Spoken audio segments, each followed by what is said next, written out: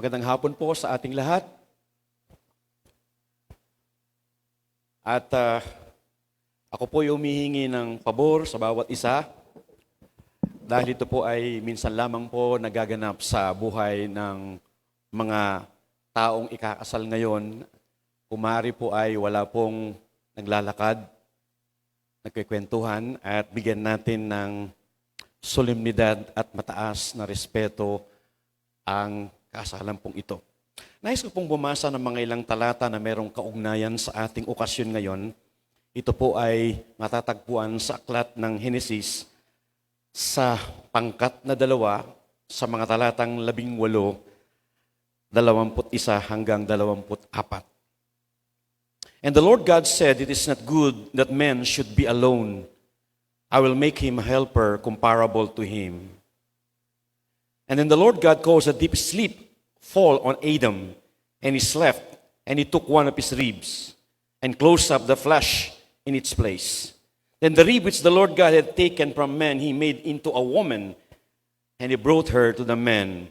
And Adam said, "Oh, this is now the bone of my bones, the flesh of my flesh.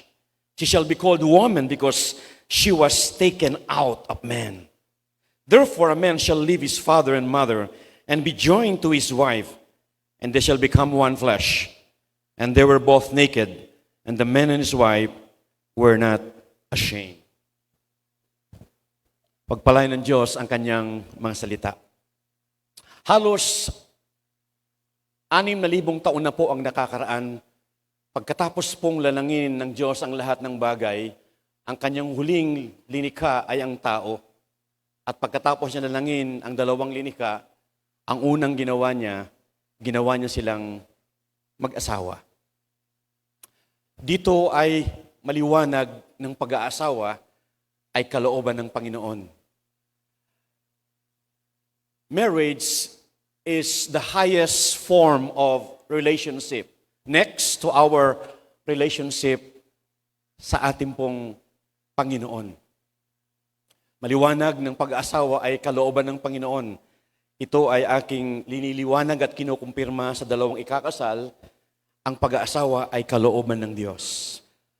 Una, because this is the first institution na itinayo ng Panginoon. Bago itayo ng Diyos ang gobyerno, 500 years before the establishment of government, ay tinayo niya na ang pag-aasawa. And 4,000 years before the establishment of the Church of Jesus Christ, ay tinayo niya na ang pag-aasawa. Dito makikita natin, kalooban ng Diyos, ang isang tao ay mag-asawa. This is the first institution. And then, ang si Kristo po ay mula po sa langit bumaba at nagkatawang tao upang kanyang tutdin ang kalooban ng Ama upang iligtas ang sangkatauhan. Bago po siya magmisyon at magministeryo, ang unang pinaunlakan niyang okasyon ay okasyon sa kasalan. The first institution and the first invitation. Posibleng maraming sa kanya ay nag-imbita. Maaring mga VIPs, mga elite, mga politicians during that time. Pero ang kanyang pinaunlakan ay kasalan sa Kana.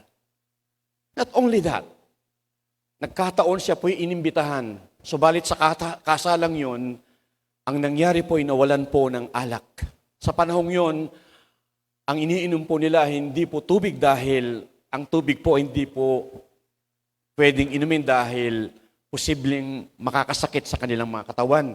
So ang iniinom po nila ay alak. At sa panahong yon, Jom at Kina, naubusan sila ng alak. At malaking kahiyan yon sa 2 partido. But it so happened Christ was there, he was invited. At mula po sa 6 na tapayan, pinalagay niya ng tubig na kung saan panghugas ng paa. And out of that water, Jesus made a miracle. Ginawa niyang alak na masarap yung pong tubig. The first institution, the first invitation, and the first intervention. At nagkataon, ang unang milagro po niya, hindi siya bumuhay ng mga patay. Hindi siya lumakad sa tubig. Bagkus, yung tubig ay ginawa niyang masarap na alak. Dito maliwanag ng pag-aasawa ay kalooban ng ating Panginoon.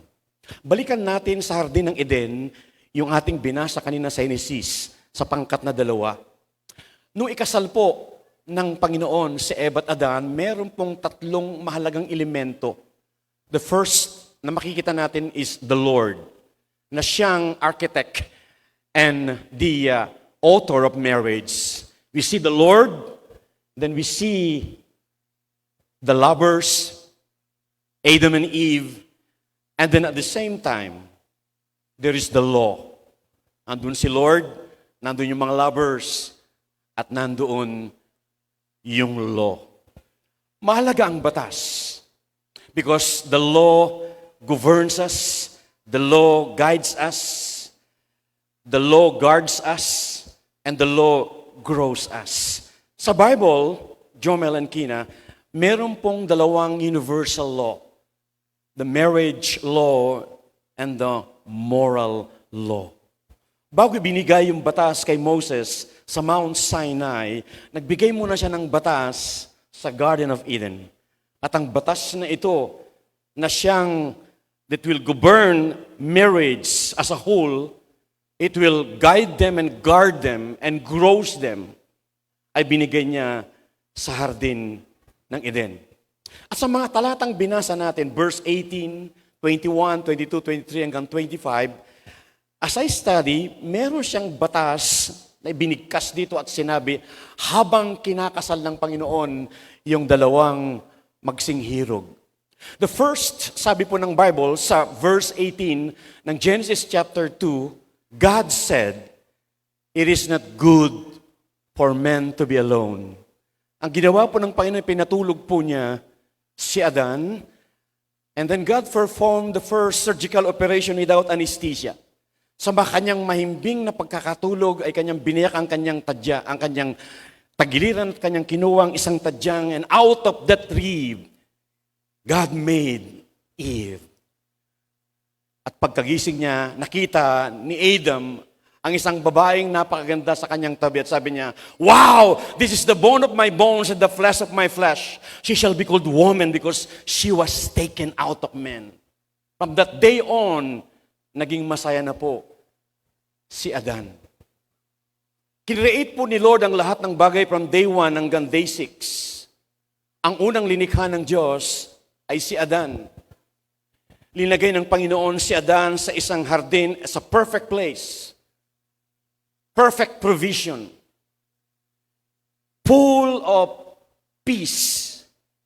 And yet, pagkatapos ng ilang araw na nag-iisa sa Garden of Eden, nakita niya mga ibon na may pares, nakita niya mga hayop naglalakad may pares.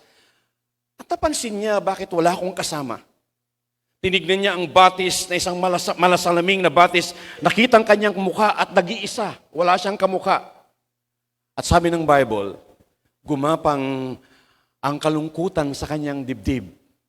At sabi ng Panginoon, from day 1 hanggang day 6, laging sinasabi ng Panginoon, it's good, it's good, it's good, it's good. Subalit, the only thing na hindi good na lilikha ng Diyos is that it's not good for men to be alone. The first law is the law of partnership. Partnership. Sabi niya, I will create a helper, katuwang, kasama. This partnership, Jom and Kina, this is a sacred partnership. Marami tayong mga partnership sa buhay. Business partner, maaring sa isang religious partner, o anumang klase. But this partnership is a sacred partnership because it was God who initiated. God is the author and the architect of the partnership. Not only sacred, this partnership is solid because the Bible says, and the two shall become one. That's the mystery of marriage. Our natural arithmetic is 1 plus 1 is always equals to 2. But God's mysterious arithmetic is 1 plus 1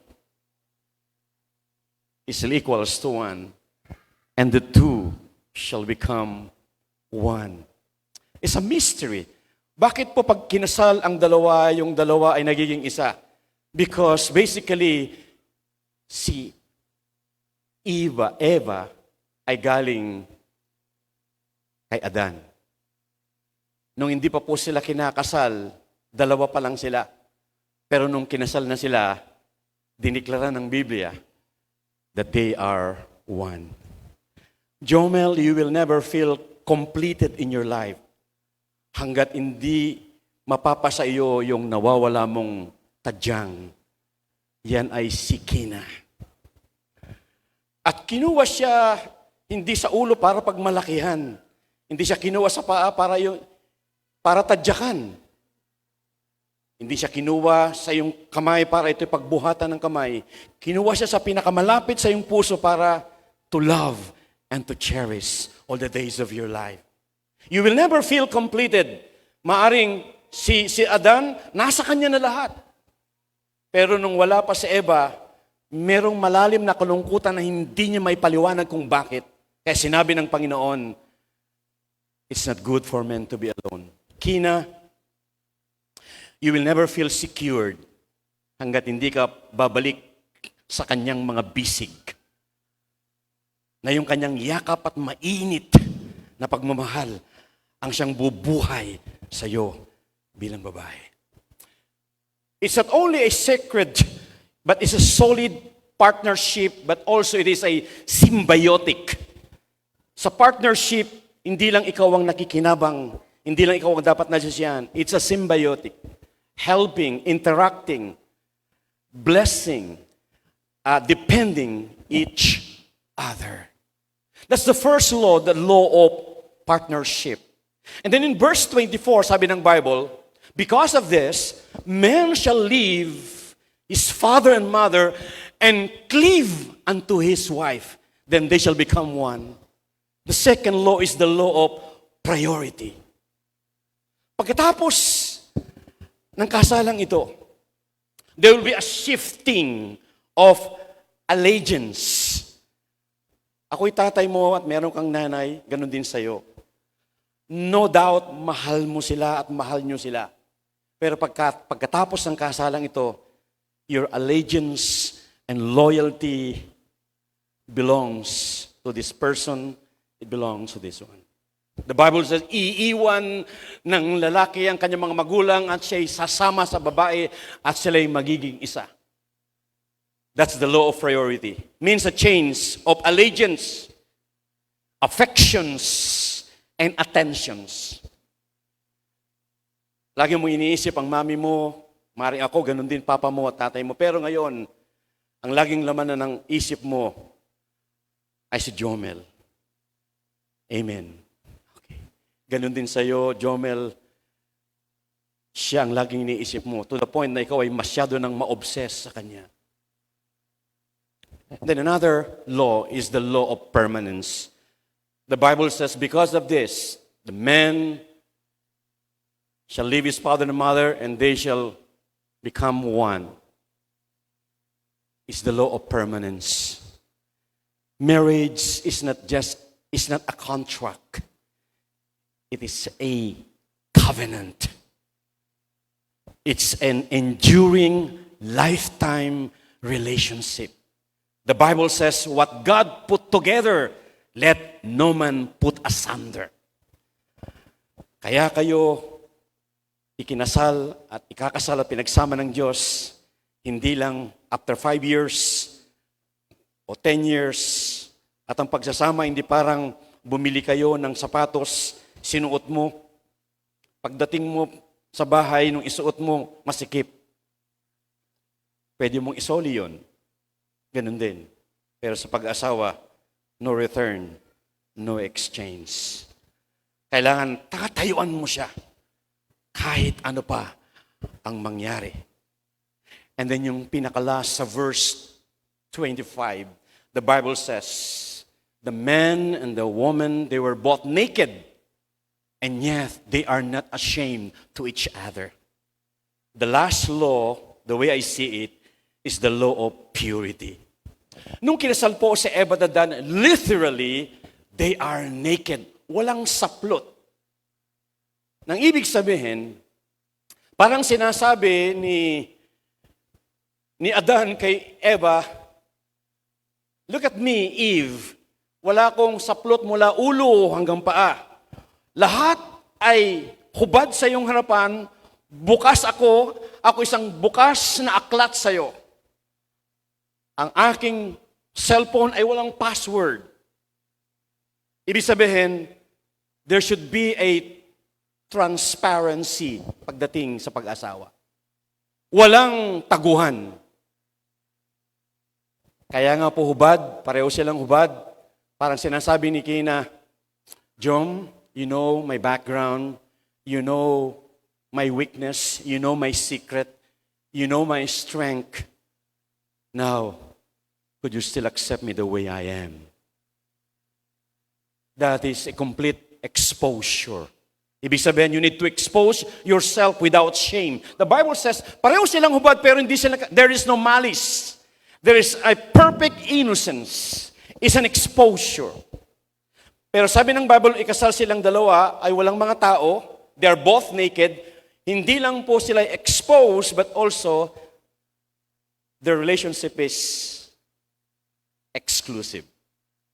Kung meron man makakakita sa kanyang kainahan at kalakasan, Kina, sa'yo, Jomel, sa kanya, siya lang. Dalawa lang sila. Kung meron makakakita sa iyong kagandahan at kaubaran, ikaw lang at wala nang iba pa. Sabi nga ni James Bond, for your eyes only. Walang pwedeng tumingin sa iyong kaubaran at iyong kainahan mo, ikaw lamang nakakaalam.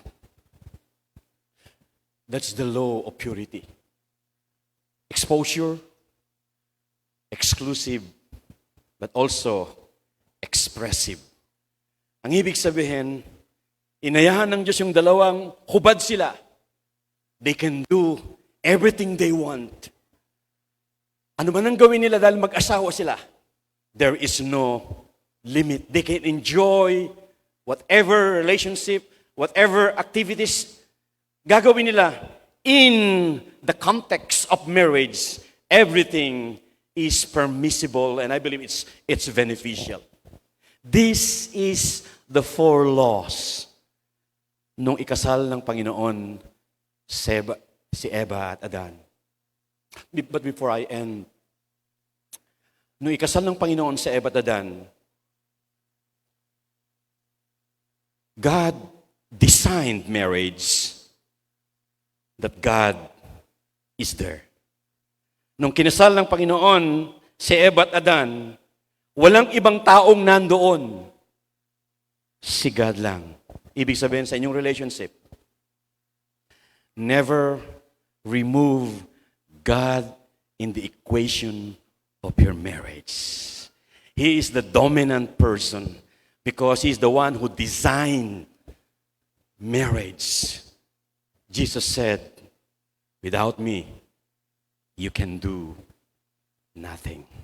Nakita natin yung principles, yung patterns, pero ang pinakamahalaga sa lahat, the presence of God in our marriage. Why?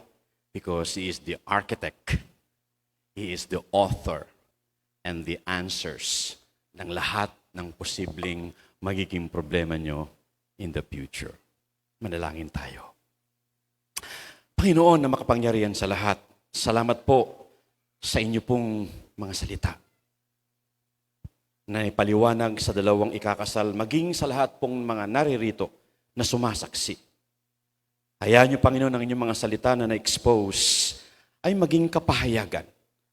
At ito'y aming yakapin bilang karagdagang patibayan, especially ng sisimulang relasyon ni Jomel at ni Kina.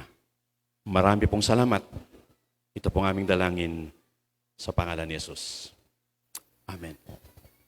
Nais kong tumayo ang dalawa.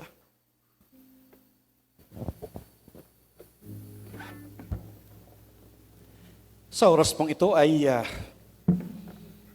meron po kaming inihandang 10 simbolo na magiging gabay nila habang sila nagsasama bilang mag-asawa. isang panlabas pero masustansya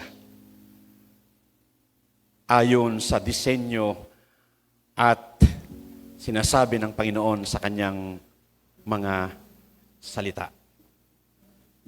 Sa oras pong ito ay ipapaliwanag ng aking kasamang pastor, si Pastor Ramil, ang mga ilang simbolo.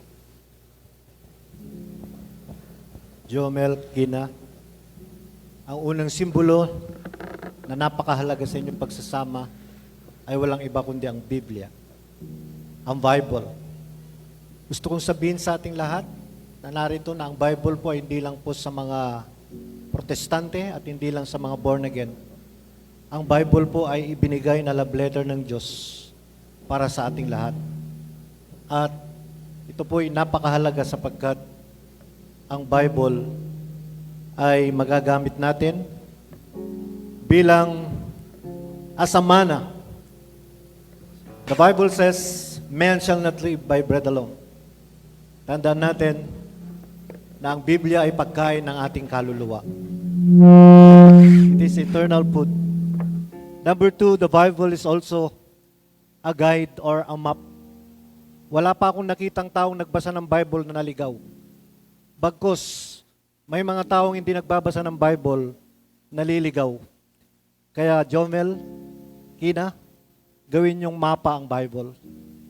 And of course, not just only a map, but also manual. Manual is derived from the word, a mind of the maker. Ibig sabihin, sa Bible, makikita nyo dyan, ang plano ng Diyos na napakaganda para sa inyong dalawa. The purpose of God, you can discover it by reading that word. And number 3, you can discover, Kina and Jomel, the potential that God given to you. Sana ang Bible na yan ay basahin ninyo sa panahon na hindi lang kayo makatulog, kundi basahin nyo ito araw-araw. Thy word is the light unto thy path and the lamp unto my feet. God bless you. Ikalawang panlabas sa simbolo ay ang singsing.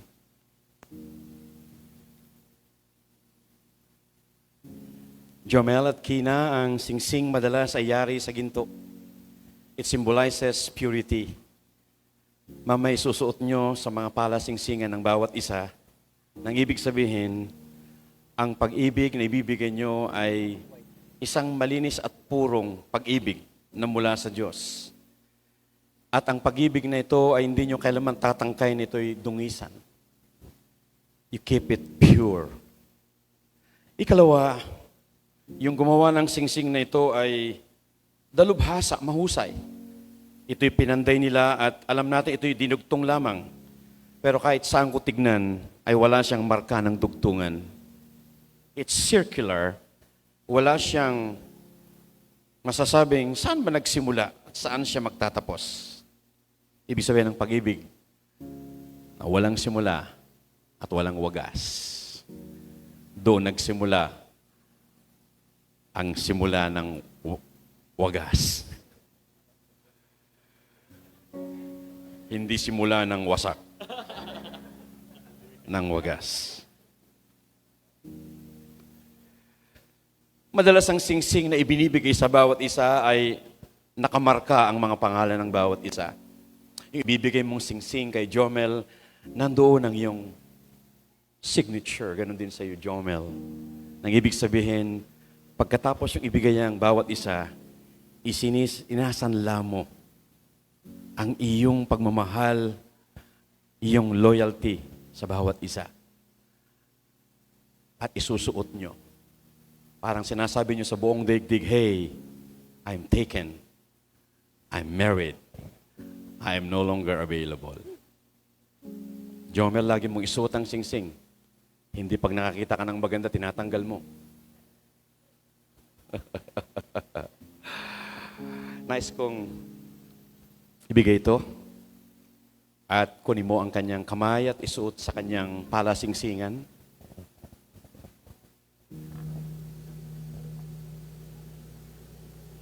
Itong singsing ay binibigay ko sa iyo bilang tanda at sanla ng aking tapat na pananampalataya at mamalaging pag-ibig.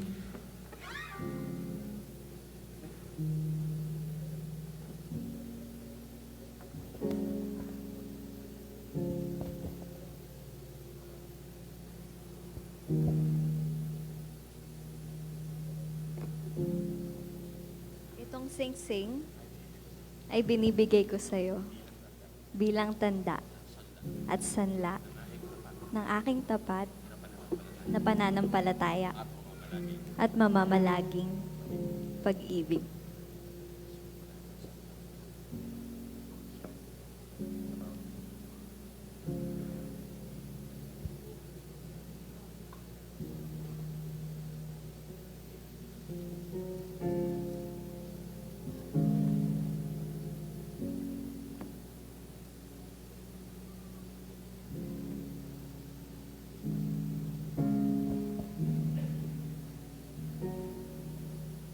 Jomel and Kina. The next one is the bread and the wine. The bread symbolizes the provision of the Lord because the Bible says, Jesus said, I am the bread of life. As long as your relationship connected to Jesus, hindi kayo mauubusan, hindi kayo mawawalan. Sapagkat ang supply ay galing sa Kanya. The second one is the wine. It's the picture of the blood. It is a perpetual covenant of the Lord. Walang katapusang pagpapala ang tatamasahin ninyo ng mga anak ninyo at ng mga maging apo ninyo. Kunin niyo ito at magiging supply at pagpapala sa inyong pagsasama.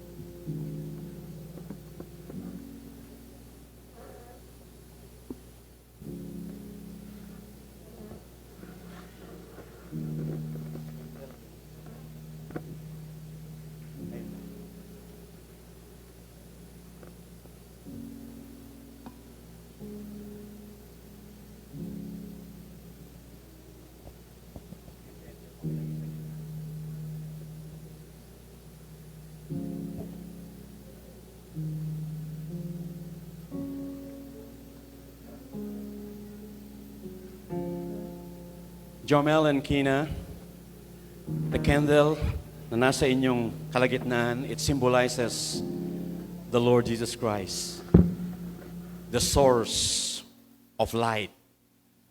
Jesus said, I am the light of the world. He who walks with me shall find life. Ang kandilang ibibigay sa inyo ay simbolo ng inyong buhay. Now, without Jesus, you can do nothing. You have no light, you have no life, and you have no leader. Sa oras na ito, kumuha kayo ng liwanag from the Lord Jesus Christ.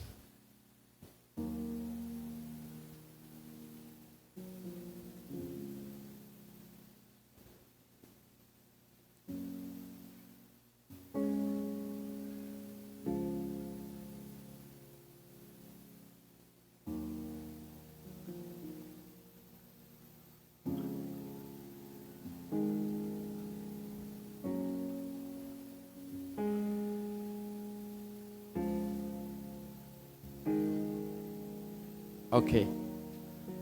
Ang tawag sa hawak niyong kandila is shared light. Jomel, you are my son. I know you are very strong, smart. But sa buhay natin, may mga boiling point ang buhay natin. Bumibigay tayo, natutokso tayo. At nadidisappoint tayo. At yung liwanag na yan ay posibleng mamatay. But, kung matakot, there's someone beside you to share the light. Kaya nga may asawa kayo. Kumuha ka sa kanya.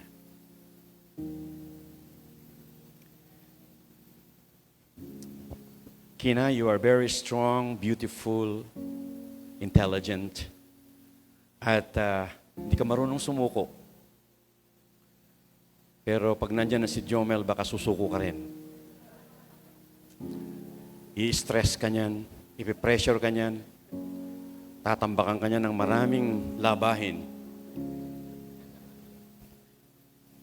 Pero, kaya kung minsan madi-discourage ka, madi-disappoint ka, at sasabihin mong, talaga bang ikaw ang itinadhana para sa akin? You start to question God. And because of that, posibleng mamatay ang liwanag na yan. Pero wag kang matatakot dahil yung nag-i-stress sa'yo, siya rin magbibigay ng light sa'yo. Thank you, light.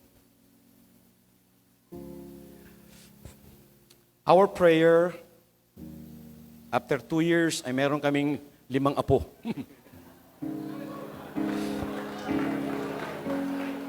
Securing the next generation. Amen. Triplets o kaya kambal. Mas maraming anak, mas maraming stress, maraming pressure. Sa marriage, may conflict, may confusion, may quarrel, but that's normal. Kapag hindi na raw kayo nag-aaway, hindi na kayo mag-asawa. Hanggat nandyan kayo, may away, may problem, may stress, lahat may pressure. Darating kayo sa punto ng inyong buhay, you will question the validity of your love. And you can question God, Lord, talaga bang kami? Ba't ganyan ang ugali niya? Ba't ganyan ka rin? And because of that, posibleng mamatay ang inyong mga liwanag. But don't forget, there is an ever-present God, the presence of Jesus, who will always give you light.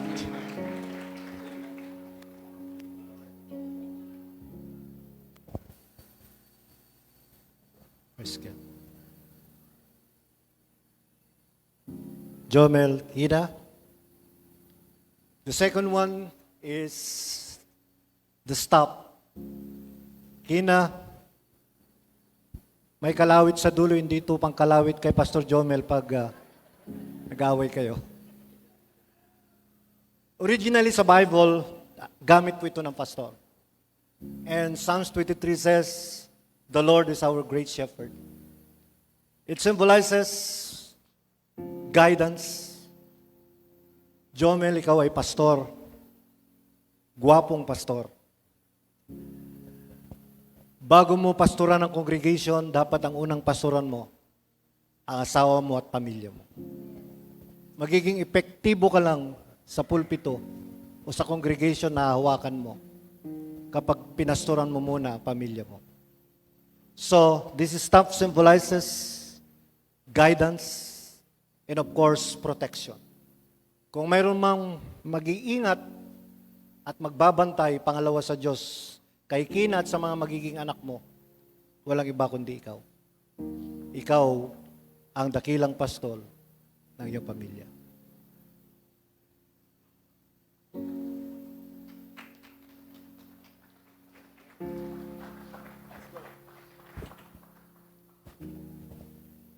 Another symbol na magandang makita niyo sa inyong pagsasama is Trinity.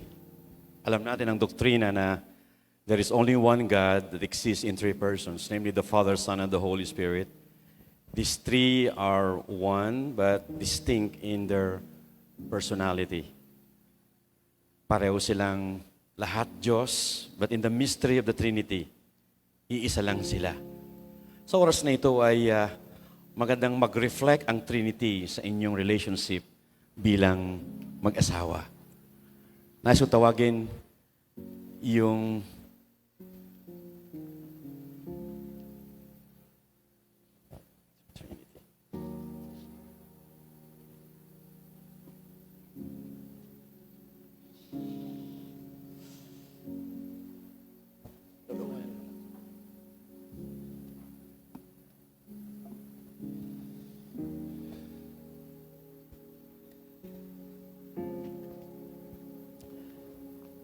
Sa relationship ninyo bilang mag-isawa, we can apply the Trinity. The Trinity is, mamaya pagsasamahin natin ito, at saka ito.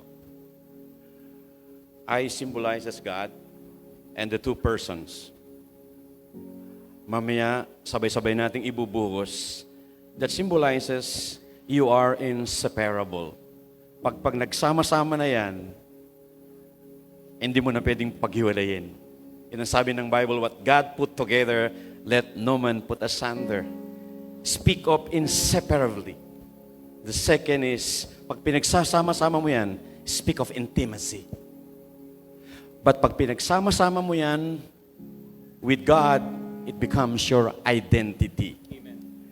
Your identity is no longer the dominant identity, not even you, but God, the center of your relationship. Kaya sa oras na ito, sama-sama nating ibuhos.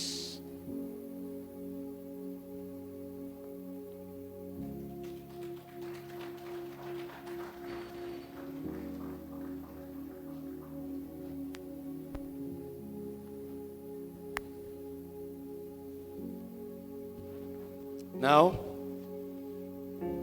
hindi mo pwedeng paghiwalayin ng isa-isa yan. It will take 1 billion years.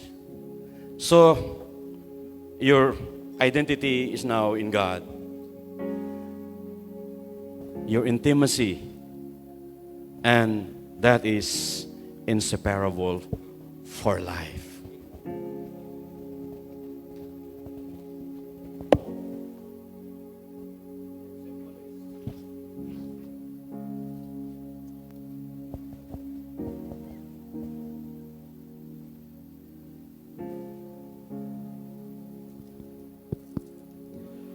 Kina, Jomel, next symbol is treasure, pera. Ang pera ay napakahalaga sapagkat malamang hindi matutuloy itong kasalan na ito kung wala tayong pera. Amen. Maraming mga tao nagsasabi that money is the root of all evil. But I don't believe that statement because what the Bible says is the love of money is the root of all evil. Pag minahal mo ang pera higit kay Kina, siguro hindi abutin ng 1 taon itong pagsasama nyo. Maghihiwalay na kayo. Money is a good servant, but is a cruel master. Gawin mo itong kasangkapan, provide mo yung pamilya mo para sa pangangailangan nyo. Ang pera ay gawin nating alipin, huwag siyang mag-aalipin sa atin. At kunin mo ito, Jomel, sapagkat magkakaroon kayo ng mga anak, kailangan nyo ng pera. Papaaralin nyo, tataguyod mo. Kunin mo ito, pero ibigay mo sa mapapangasawa mo. Sapagkat, pangit kapag lalaki ang tagahawak ng pera. Baka hihingi, pangpariban niya, hihingi pa siya sa'yo. Dapat ikaw ang hihingi sa kanya. You're a provider, but he is economist, treasurer. Bigay mo kay Kina. Kina, pag humingi, si Pastor Jomel, huwag ka namang nagpapakipot. Alam niyo, mga asawang babae, mas madali pang mag-withdraw sa ATM. Kapag hawak na nilang pera, napakahirap nang mag-withdraw. Yung pera na yan, blessing galing kay Lord.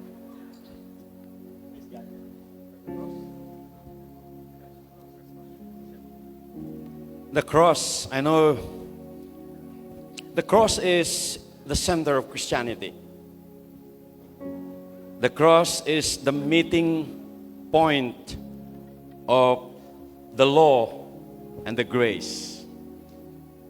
Jesus said, it is finished. The cross, it symbolizes 3 things.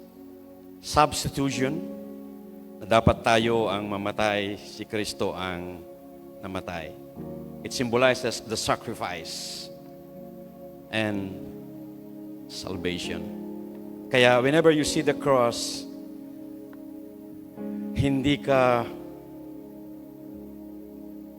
mangingiming yung kanyang hindi kayang gawin ay pwede mong gawin. Yung hindi kayang gawin ng tao, ginawa ni Jesus, He became the substitute. Minsan yung mga bagay na parang hindi mo na kaya, kinakaya mo, that's a sacrifice to save your marriage. That's the meaning of the cross in the context of marriage. Kunin niyo ito.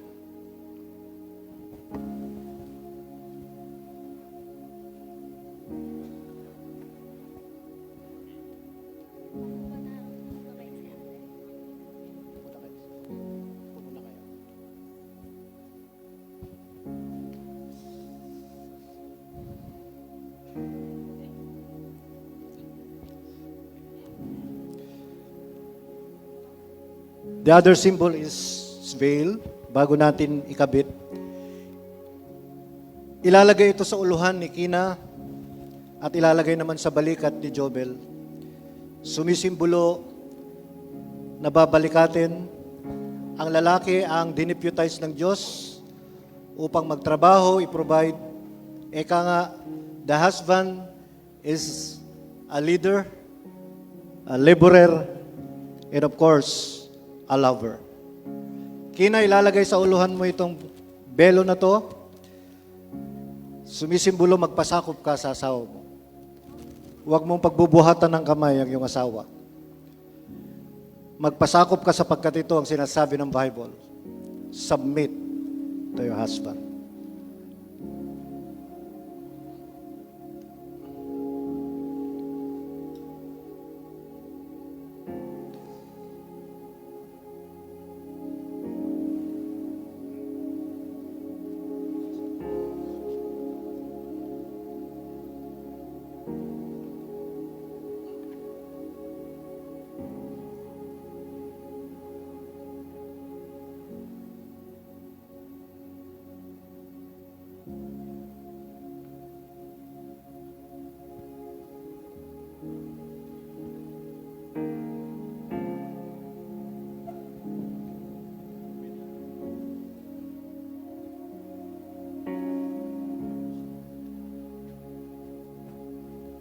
Jomel and Kina, ang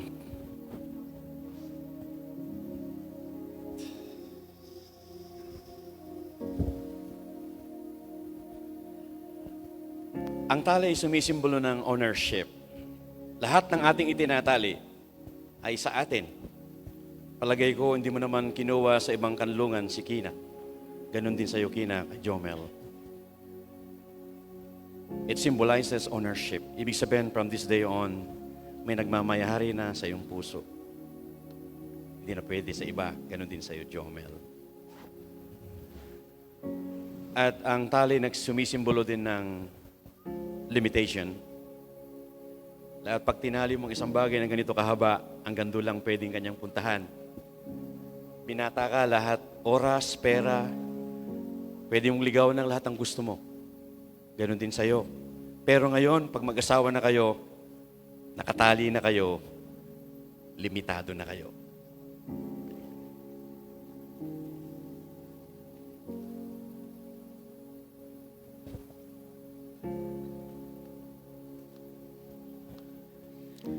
Yung nasa gitna, yung buhol dito, it symbolizes the feast of God, ang kamao ng Diyos. Dahil siyang nagpasimula ng pag-aasawa, siya rin ang mag-iingat at nandun ang kamao ng Diyos na magbabantay, magpapaigting ng inyong relasyon bilang mag-asawa. At sino man outside your marriage ang tangkaing wasakin ng institusyon ng Diyos ay mananagot sa Diyos.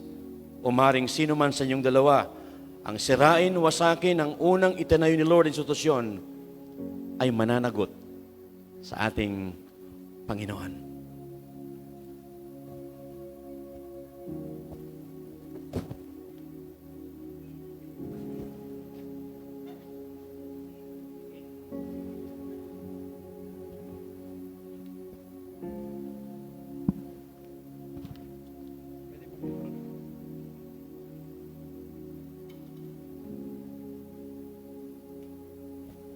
Sa oras na ito, ay ating pong masasaksihan upang selyuhan Because marriage is not only spiritual, that's why it is a covenant.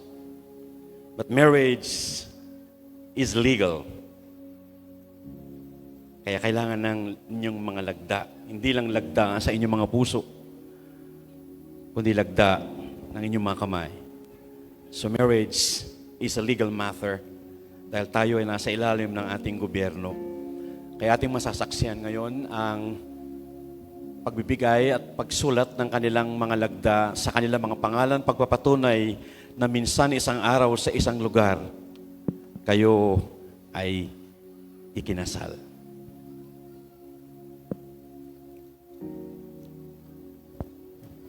Lalaki muna. Lalaki muna.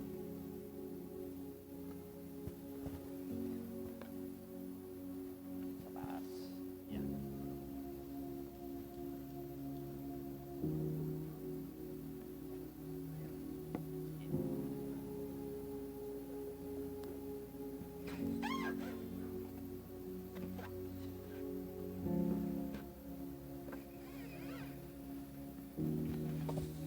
Sa pagkakataong ito, nais kong tumayo ang dalawa. And I want to acknowledge lahat po ng mga tumatayong mga principal sponsors, lahat po ng mga ninong at ninang. Pwede ho ba kayong tumayo? At sa oras na ito, Jomel and Kina, pwede bang tignan nyo sila? Napakaganda ng kanilang mga mukha. Sila'y nanggaling sa malayong lugar, may naglakbay mula Manila, Ilocos, kung saan-saan. Ngayon ay holiday. Supposed to be sila nagpapahinga. But they managed to come. Binibigyan ng mataas na pagpapahalaga at value ang pag-aasawa. At you're so blessed dahil hindi sila basta-basta. Mga ninong at ninang, sila po'y magpapasimula ng isang panibagong relasyon. Baga sa isang puno, sila yung mga bubot pa. Pero kayo po'y pinanday na ng karanasan sa buhay. Kaya tinawag kayong magulang dahil magugulang kayo. Ang inyong mga naranasan, your ups and downs, success, failures, ang nagpatibay, and you gain a lot of wisdom na hindi natutuhan sa universidad. Pero matututuhan nila sa inyo dahil ipinaranas po ng Panginoon sa inyo. Mga kapwa ko magulang,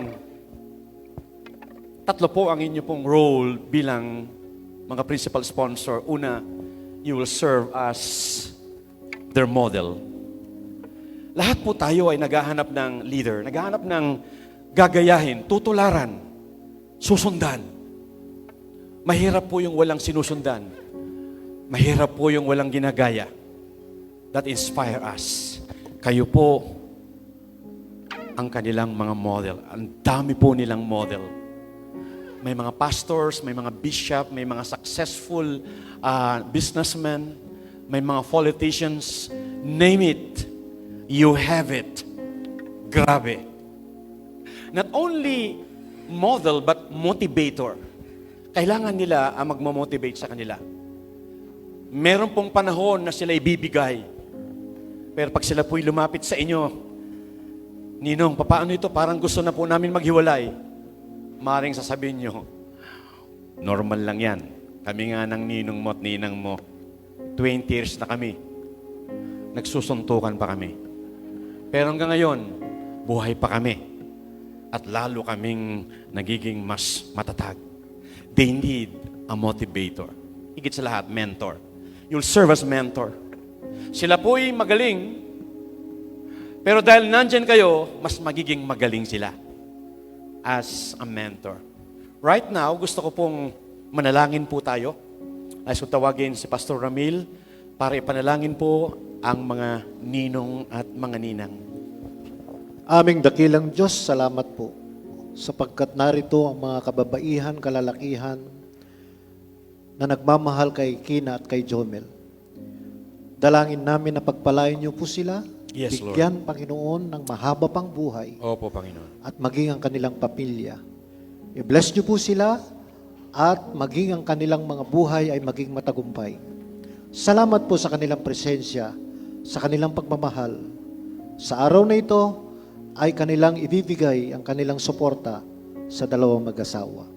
Sa pangalan ni Jesus, ito ang aming hiling at dalangin. Amen. Amen. Pwede kayong umarap sa akin?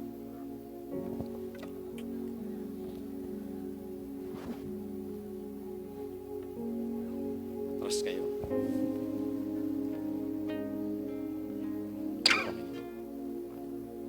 Harap kayong dalawa.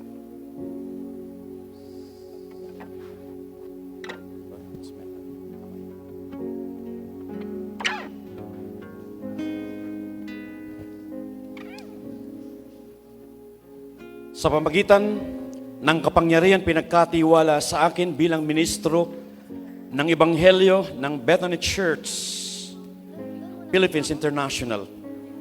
Kayo ngayon, Jomel at Kina, Pastor Jomel and Dr. Kina, ay aking idinideklara sa pangalan ng Ama at ng Anak at ng Espiritu Santo na mag-asawa na. Amen. At amen. Ang pinagsama ng Diyos, kailanman huwag paghihiwalayin ng tao. Amen. And amen. And amen.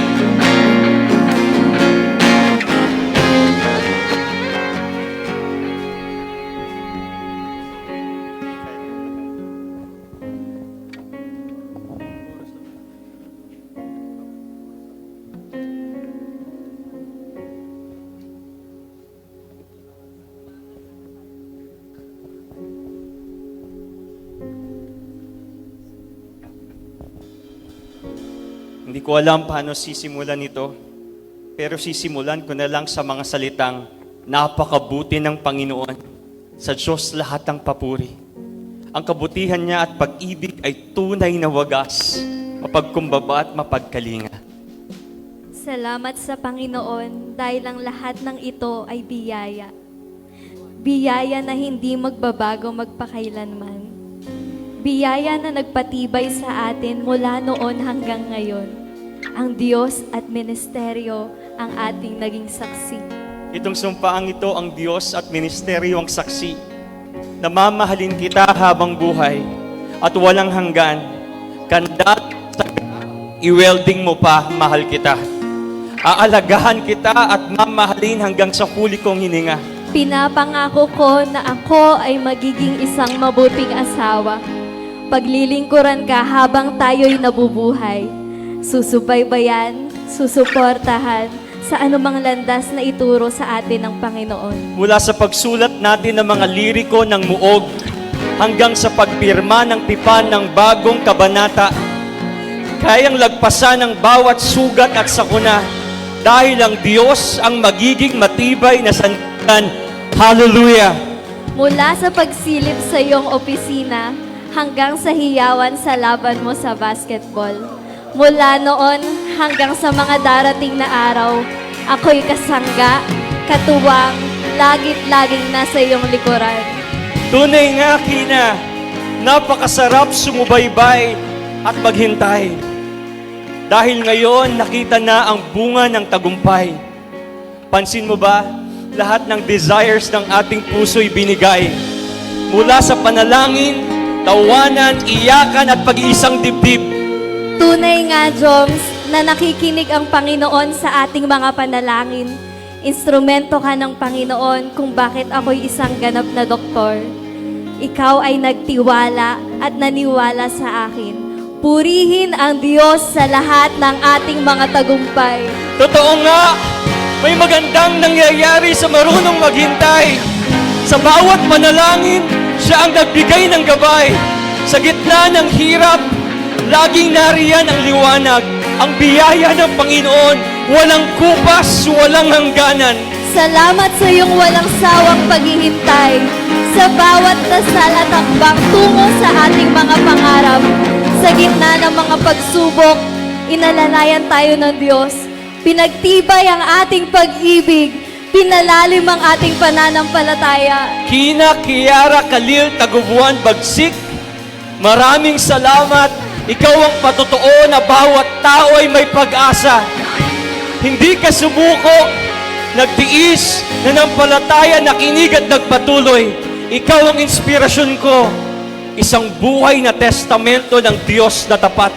Jomel D. Castro Gomez, maraming salamat. Ikaw ang laging paalala na ang pag-ibig pala ay mapagbigay.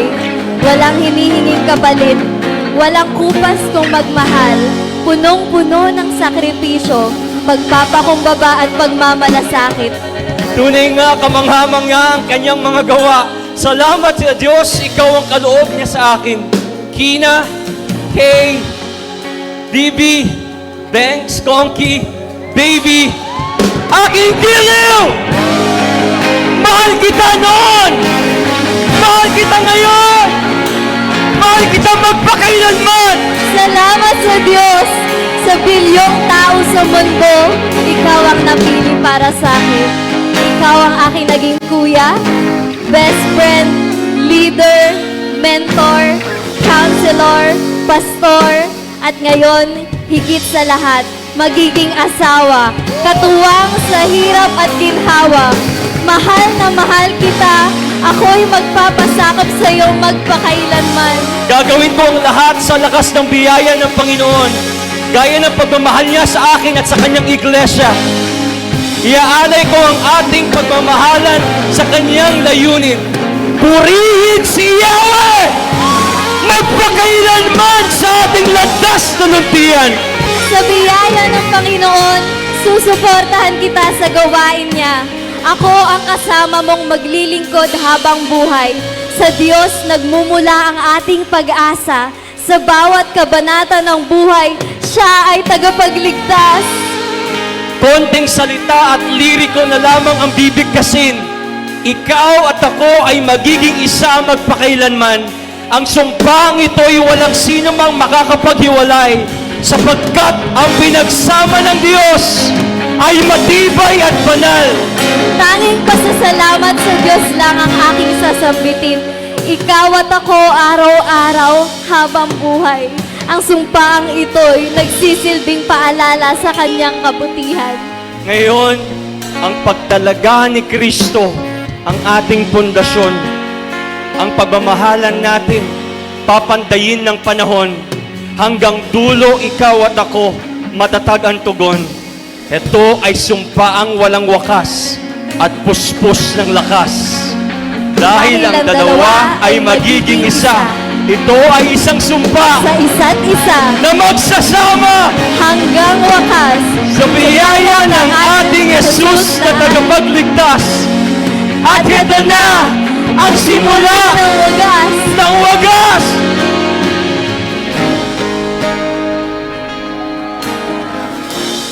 Ladies and gentlemen, their public and personal vows that endures for life. Again, ladies and gentlemen, I'm very proud to present to you the newlywed, Mr. and Mrs. Jomel D. Kina Bagsik Gomez. Mabuhay ang bagong kasal. Now you may kiss the bride.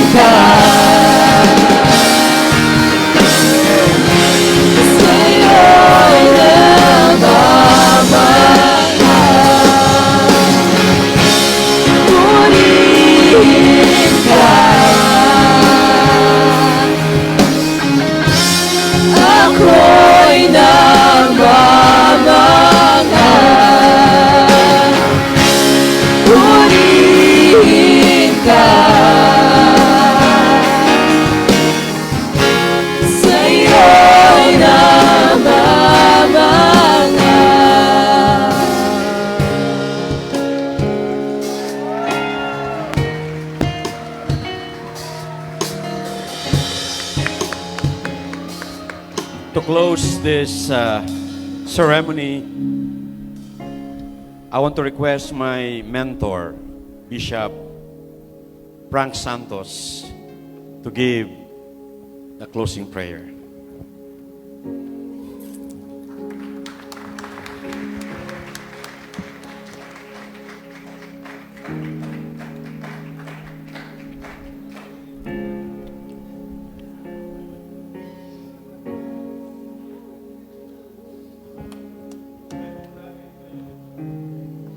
Let's all rise, please. Kahit di na tayo kakain nito, no, di ba? Busog na. Sobrang nakaka-bless.